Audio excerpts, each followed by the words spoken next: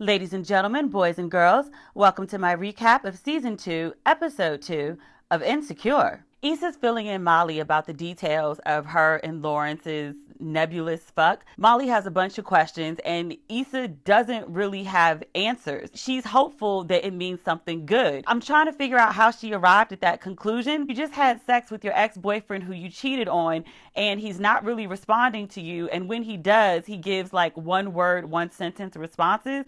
Nothing about that seems positive, optimistic, or hopeful to me. Baby girl, none of the signs are pointing to go.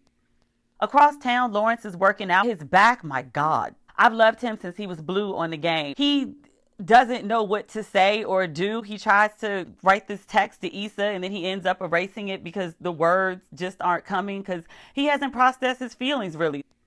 Molly is in therapy. She's frustrated about her job. She recently found out that one of her co-workers, a white guy, is getting paid way more than her. Molly's plan of action is to penetrate the old boys club. She figures that if she works hard, that she can make an impression on her boss and her job will eventually recognize her worth. Her therapist asks her a really important question, and it's something I've been contemplating a lot. She points out that Molly says should a lot. You have this idea of what your life is supposed to look like, but are you open to it looking like something different? I do have an idea of what I want my life to look like, and if it doesn't look like that, am I okay with it? I'm not.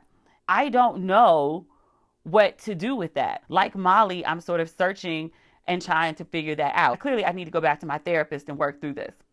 Issa and Molly go to an art opening. Amanda Seales, I don't care what character she plays. Amanda is the homie, has been the homie for like a decade. Shout out to my boo. Mwah. Issa tells the girls that she saw Lawrence and they had a conversation. And Molly is like, oh, word, what did y'all talk about? Issa says that there's potential to get back together. Why are you lying to your friends? Maybe it's because like we've seen these two characters before. They can be very harsh and very judgmental.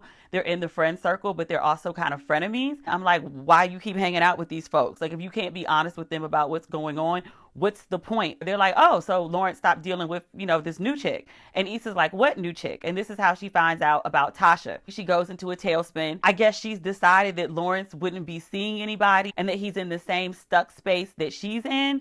But Lawrence, he moved on immediately and he's been fucking his way through his feelings for the last, I think, 4 months. She feels insecure about this other woman that's in Lawrence's life. Molly quickly finds the woman on Instagram. Issa spends most of the episode stalking Tasha, even going as far as to show up to her job, which, ma'am, I don't know how you envision that. I mean, actually, I do know how you envision that because she has a vision of going into the bank and punching Tasha in the face, which Tasha's not your issue. Lawrence and you cheating on him and him leaving you is the issue. Issa decides that she's going to fight for her man, despite Lawrence not being her man and not returning her phone calls and hate fucking her. She dolls herself all up and she goes to Chad's house where Lawrence has been staying. Chad is my favorite character on this show. He is an unapologetic asshole. He throws shade with the best of them. He's not a great person. I definitely wouldn't want to date him, but I would totally be friends with him. He just tells you about your shit, and it's not in a malicious way. It's also not in a helpful way, but he will read you. I love this dude. But Issa shows up at the house. He is unbothered. He wants to talk about her hair. He wants to talk about everything except Lawrence, except when Issa specifically asks, like, oh, is Lawrence here? And he is just delighted to tell her that Lawrence is not. Lawrence, in fact, is booed up with Tasha across town. Lawrence tells Tasha that he had sex with Issa. People are like, why did he tell her? Why did he tell her? He should have told her. I haven't seen a condom in any of the sex scenes on this show. I don't know that Lawrence uses one with Tasha. He definitely didn't use one with Issa. If he had sex with someone else, and then he's having sex with Tasha, like that's something she should be informed about. So I actually do applaud him for telling her. And I also applaud her for telling him to leave, because even though they're in this gray area, she has feelings for him. He knows that she has feelings for him. She's inviting him to her family barbecue. She's clearly hurt because she thinks somehow that this is going to go somewhere, that they're going to end up in a relationship somehow. She's the transition chick. I don't know if she knows that. She's going to build up his confidence. She's going to help him feel like the man that he once felt like he was. And then he's going to leave her for someone who has some self-respect. Issa's work life is looking up, sort of. She and her little frizzy hair co-worker go to see the principal, or is it the vice principal? They tell him what the problem is. They can't get the kids to show up for class. He says he'll take care of it. Then he throws in a line about building a wall, like an implication about the number of Latino students at the school, which is very uncomfortable. But the next time that they show up to work, there's a new teacher in charge and there's a class full of students. Issa's getting what she needs out of her work project. Her coworker is very and rightfully uncomfortable, especially when the principal continues to make racist, because to call it what it is, but racist references about the Latino students. She's like, you know, you seem to be okay with this, but if a white person was saying this, like, wouldn't you blatantly call it wrong? This is one of the things I love about the show, like these nuances. Absolutely. If a white person said it, it would be wrong. And a black person saying it doesn't make it right. It's equally as wrong. Issa's trapped in an awkward situation because she went to this black man higher up who has some power at the school. He's like, okay, I'm gonna do a sister a solid. He comes through. He makes Issa look good on paper for her job. He helped you. So do you complain, or do you just shut your mouth and take the blessing that he bestowed upon you? The right thing to do, obviously, is to speak up. And if it was a white guy, this would be a no-brainer. But if I was in Issa's shoes, I don't know that I would do it. Lawrence and Chad go to see an apartment. It's been 4 months that he's been staying on an air mattress at his boy's house. It's beyond time to get out. Chad clowns Lawrence the whole visit. And he's like, look, it's a 2-bedroom. 1 room for you, 1 for your feelings. He's an asshole. I love that dude. He's a horrible person, but he is great television. Lawrence isn't sure he wants the apartment. It's one thing to sleep on his boy's sofa. That's temporary. That's not making a final decision about not going back to Issa. Getting a new apartment is the final, like, I'm not going back. I have to make a decision about what I'm doing with this relationship.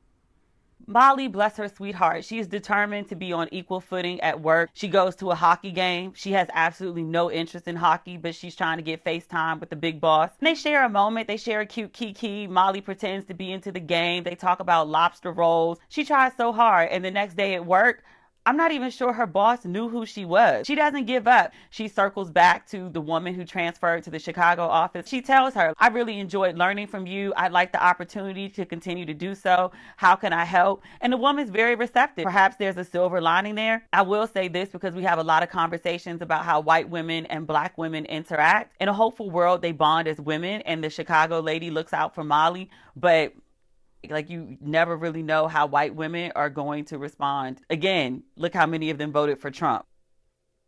And Molly, she's a good friend. She really is. Molly goes and stalks out Lawrence, and she accidentally on purpose runs into him, and she gets to the bottom of things. She's like, hey, what's up with you and Issa? Do you think this is going to work out?